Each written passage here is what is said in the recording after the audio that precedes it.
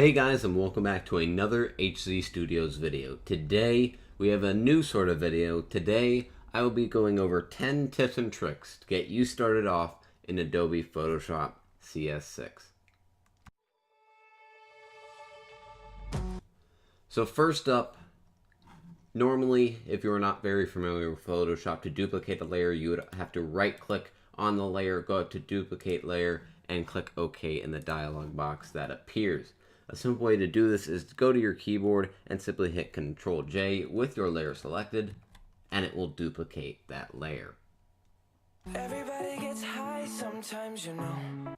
At number 9, when you want to change colors from your foreground to background color, you usually have to go all the way over here and click this arrow to shift your foreground and background colors. A simple way, if you're simply brushing an image, simply hit X on your keyboard, and as you can see, your foreground and background colors will alternate.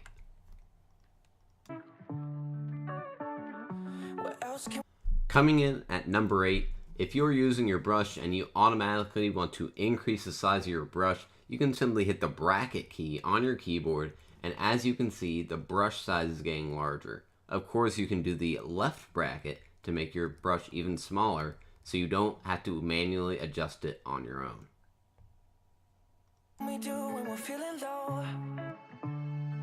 For number 7 on our list, if you want to usually change the opacity of a picture in Photoshop, you would go over to this pane here and manually adjust the opacity with this slider.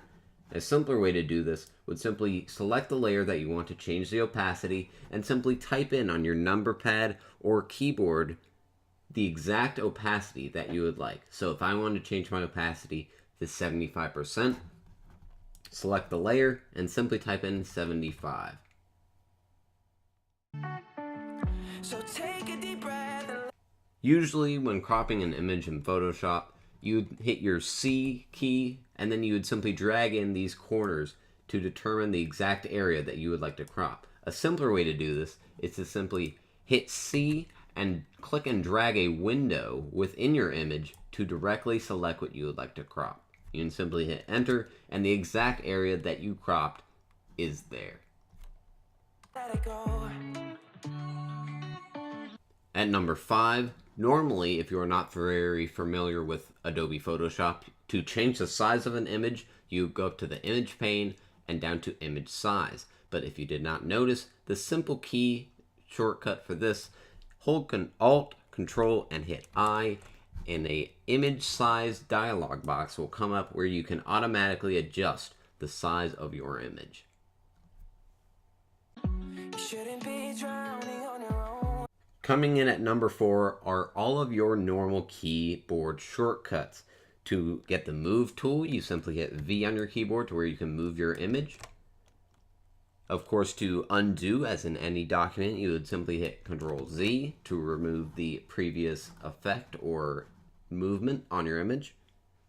Of course, T to add text to your image. B for the brush tool, where you can add colors to your image with the brush tool. And of course, the lasso tool, which allows you to select a certain area of your image and cut it or copy it or do whatever you would like.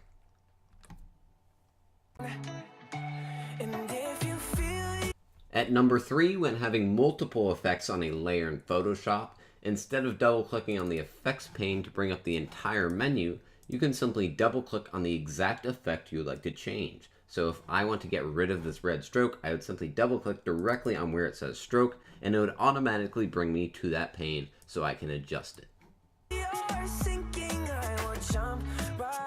Coming in at number 2 is a very common problem that I have actually done another tutorial on, which I will leave in the description, is to preview your fonts.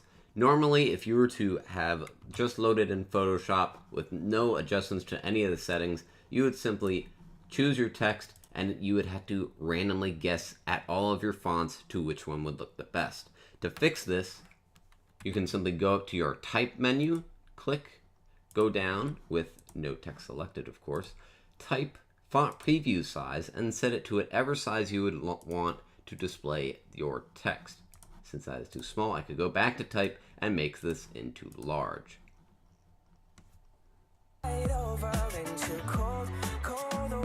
And finally, at number 1, if you want to create a new layer without having to go all the way down to the bottom right and see which button to click to create a new layer, you can simply hit Control N on your keyboard to bring up a new layer pane. And of course, you can adjust the size, the name, and the presets with this. Simply hit OK.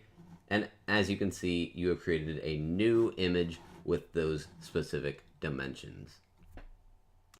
Thank you guys for watching this 10 tips and tricks for Adobe Photoshop. If you guys liked this video, don't forget to hit the like button. For more tips and tricks, tutorials, and program reviews, don't forget to subscribe, and I'll see you next time.